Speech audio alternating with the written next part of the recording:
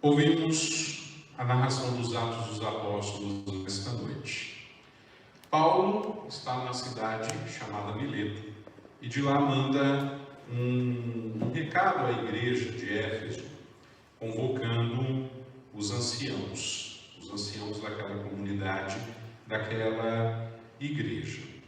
E aqui, essas palavras de Paulo a esses anciãos, é quase que um testamento que ele deixa à comunidade de Éfeso, porque, de certa forma, ele prevê que está próxima, a sua morte, o momento em que a sua missão acabará. Por isso, nós vemos que esta fala de São Paulo, ela compreende um olhar ao passado, um olhar também ao presente e ainda um olhar ao futuro próximo. Paulo nessas palavras o seu passado como um serviço prestado ao Senhor, considera o seu presente como um tempo em que ele é visitado pelo Espírito Santo e impelido por este Espírito, ele se colocou ali na plena disponibilidade aos desígnios e à vontade de Deus. O tempo da visitação e da ação do Espírito Santo na vida do apóstolo. E o futuro próximo, ele prevê como aquele momento, aquele tempo em que ele precisará ser forte no testemunho da sua fé em Cristo ressuscitado e passará pela maior provação da sua vida, a prisão e depois a morte por decapitação. Essas falas, essas palavras de São Paulo, que parecem ter um tom de adeus, dirigida aos presbíteros, aos responsáveis da igreja, que ele gerou para a fé, a igreja de Éfeso, é como se fosse o seu testamento espiritual, como eu disse, e também o testamento pastoral, cheio de ternura e também de recomendações. Ao mesmo tempo, estão presentes nesse testamento espiritual e pastoral as esperanças e o temor.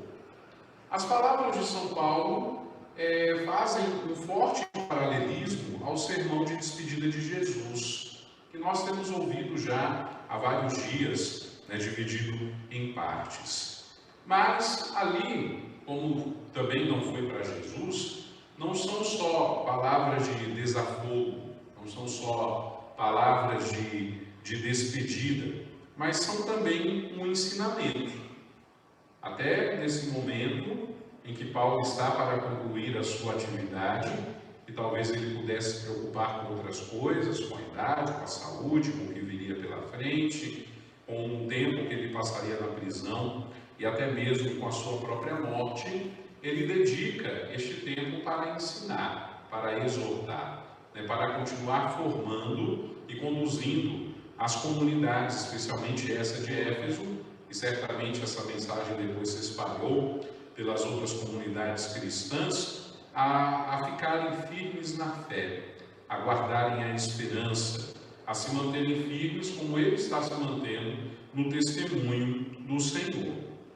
Na primeira parte da leitura que nós ouvimos, aquele momento em que ele recorda o passado, o próprio Paulo traça ali a fisionomia do apóstolo ideal, juntamente com as exigência do ministério, para que o ministério seja coerente, para que o ministério seja profundo e fecundo. E Paulo lembra que aqueles que se colocam a serviço do ministério apostólico, se colocam a serviço da vida da igreja, a estes não serão poupadas as provações e as tribulações, assim como não foram poupadas provações e tribulações ao mestre maior da igreja, que é o Senhor Jesus. São Paulo também lembra que o ministério apostólico tampouco tem êxito garantido. Inclusive, em várias oportunidades, ele e os outros não obtiveram o sucesso humano que talvez desejariam ter nas suas empreitadas apostólicas. Mas ele tem a consciência de que se está fazendo pelo Senhor e para o Senhor, por menos fruto que se dê naquelas oportunidades, isso é muito válido, porque o ministério apostólico não está a serviço dos números, mas está a serviço, né, da construção do reino e da comunhão da igreja.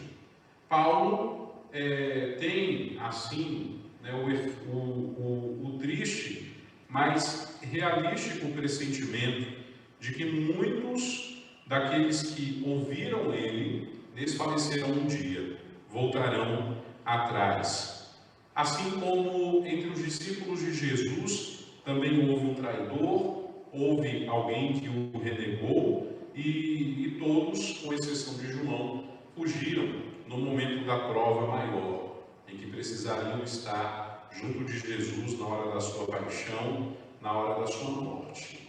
De fato, é verificado nos primeiros séculos da igreja que, diante da perseguição para salvar a própria vida, muitos renegam a própria fé, muitos renegam o Cristo, né, para garantir a sua própria existência.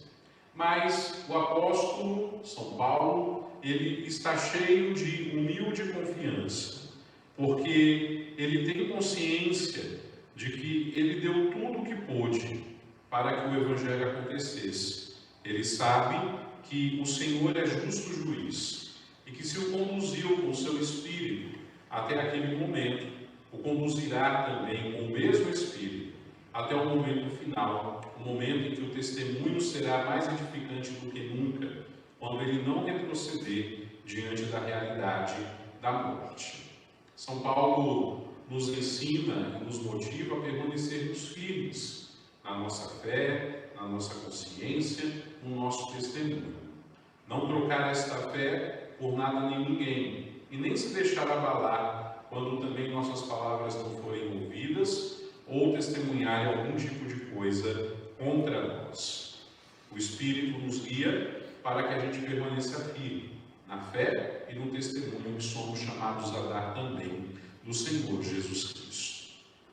Depois, no Evangelho, nós ouvimos a primeira parte da oração que Jesus faz naquele contexto de despedida dos apóstolos.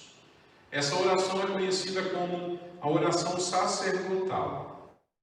E ela pode dividir-se, né, em dois trechos, que estão ligados entre si, pelo tema do dom de todos os homens. Naquele momento, particularmente o dom dos apóstolos, né, feito pelo Pai a Jesus. E hoje nós ouvimos o primeiro trecho em que converge, né, o seu ponto central para a glória de Jesus. Está chegando, nessa altura do campeonato em que nós lemos esse texto, em que Jesus fez essa oração, a hora da paixão e da morte, que é ao mesmo tempo a hora da glorificação de Jesus e do Pai. Nessa oração, Jesus evidencia isso quando se põe a glorificar o Pai por dar a nós, homens e mulheres, a vida eterna, que consiste justamente em conhecer, em sentido de vida, em sentido vital, o Pai e o Filho, Jesus Cristo, que Ele nos enviou por amor. Jesus, enquanto reza, Jesus, enquanto glorifica ao Pai nessa belíssima oração, Ele está pensando nos seus apóstolos, aqueles 12 que Ele escolheu para comunicar a eles toda a revelação recebida do Pai. Jesus, quando reza essa oração, está pensando na sua igreja, portanto está pensando também em nós, que viríamos a ser depois discípulos dele. Quão consolador é saber disso, que 2000 anos atrás, Jesus, ao fazer essa oração tão bonita e tão perfeita, na sintonia do coração de Deus, já rezava por nós, já pedia por nós, desejava que nós fôssemos um, assim como Ele e o Pai são um. Os apóstolos, e por conseguinte a igreja, recebem de Jesus essa revelação. E é chamado, tanto os apóstolos como a igreja, a responder com a fé. Por isso que o Pai e o Senhor Jesus são glorificados nos seus, mediante a fé que nós depositamos neles, e essa fé é chamada a ser operante no amor, que é o testamento que Jesus nos deixou, a realidade pela qual Ele quer que nós vivamos. Essa oração que Jesus faz, e que vale a pena utilizarmos também nesses dias de preparação a Pentecostes, na nossa oração pessoal, está lá no capítulo 17 do Evangelho de João, ela é posta como a conclusão do sermão de adeus. Há pouco eu dizia que há muitos dias já nós temos ouvido este sermão, que é um sermão longo, mais profundo e cheio de ensinamentos, a cada dia na liturgia, dividido em partes. E a conclusão é feita com essa oração. Uma oração que, além de tudo isso que eu já disse, é cheia de confidência, é cheia de doçura, é cheia de amor, é altamente inspirada, e certamente o Espírito Santo estava ali, inspirando Jesus, inspirando-lhe esta oração, esta prece. Por tudo isso, é chamada de oração sacerdotal. Mas não só pelos atributos bonitos e divinos que ela traz em si, mas sobretudo porque nesta oração, dentre todas que Jesus fez no seu ministério e algumas registradas nos evangelhos, Jesus está a se apresentar em contexto, em atitude de sacerdote. Lembremos que o discurso do sermão é feito no contexto do sermão do adeus, é feito no contexto da última ceia. É Jesus que preside ali aquele rito, aquela refeição que dá origem ao sacerdócio da nova lei e ao sacramento da Santíssima Eucaristia, a presença do seu corpo e do seu sangue. De fato, Jesus é o sumo e eterno sacerdote. E como sumo e eterno sacerdote, ele coloca-se a rezar. Ele coloca a interceder pelos seus, no momento em que ele está para nos deixar sós no mundo, embora essa ausência seja apenas de 3 dias. Mas nós vemos Jesus na sua alta soberania, de sacerdote, ao interceder pelos seus, e depois desta oração, algumas horas depois, a entregar-se também pelos seus livremente na cruz. Este trecho da oração do Evangelho de João, que nos traz a oração sacerdotal, é conhecido pelos exegetas, por daqueles que hora é essa? Trata-se da hora da morte de Jesus. A hora em que ele deve sair deste mundo e voltar ao Pai. Mas esta hora de morte, ela é ao mesmo tempo também a hora da sua glorificação. Veja o que o padre acabou de dizer. A hora de Jesus sair deste mundo e subir ao Pai. No domingo, nós celebrávamos exatamente isso, a ascensão de Jesus, a volta de Jesus ao Pai, onde ele toma o seu lugar à direita do Pai Todo-Poderoso. Por isso, a hora da morte de Jesus é também a hora da sua glorificação. Isso explica porque o primeiro pedido da oração sacerdotal, Jesus formula aquilo que é a sua glorificação. Pai, glorifica o teu Filho, para que tu sejas glorificado. E a glorificação de Jesus não se realiza somente no momento da ressurreição, mas esta glória necessariamente passa pela cruz. Esta glória se realiza através da cruz. E o evangelista João denomina este momento como exaltação. Exaltação é o mesmo que enaltecimento, é o mesmo que glória. Para João, a morte de Jesus é sim glorificação. Ele considera a morte de Jesus como seu ingresso na glória celeste. De fato, morrendo Jesus, entra no mundo sobrenatural. Nós professamos isso, inclusive, na nossa fé, de que morto, ele desce à mansão dos mortos. E depois, ele ressuscita no terceiro dia. A morte de Jesus constitui a entrada na glória celeste. E como a gente já sabe, e também refletimos, nessas últimas semanas, Quaresma, Semana Santa, Páscoa, o mistério pascal, paixão, morte, ressurreição e ascensão, 4 elementos de um mesmo mistério que estão intimamente interligados entre si. E podemos dizer sem medo que a hora da morte de Jesus é a hora da sua glória mais, porque para ele ressuscitar, ele precisava morrer. O ressuscitado passou pela cruz, experimentou a morte.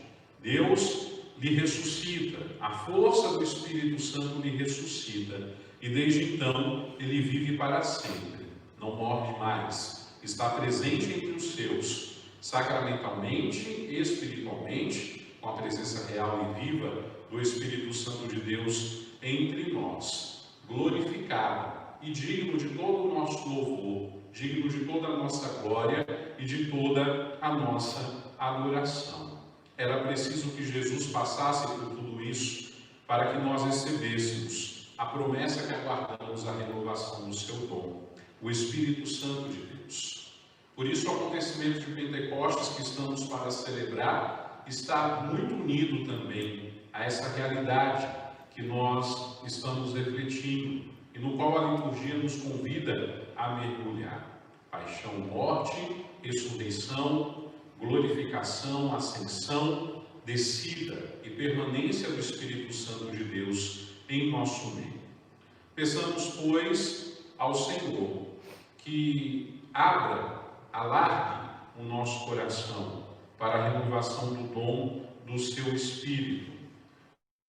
E, ao receber o Espírito Santo, nós possamos glorificar o Pai, glorificar o Senhor Jesus, que ao nos tornar, templos do Espírito Santo, já o somos, mas ao percebermos isso, de que Ele veio habitar em nossos corações, nós nos tornemos cada vez mais um templo da sua glória, um templo da sua presença.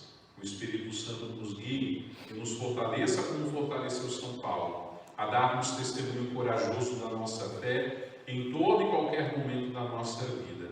O Espírito Santo nos leve à oração e ao reconhecimento da glória do Cristo Jesus, Senhor das nossas vidas. Louvado seja nosso Senhor Jesus Cristo.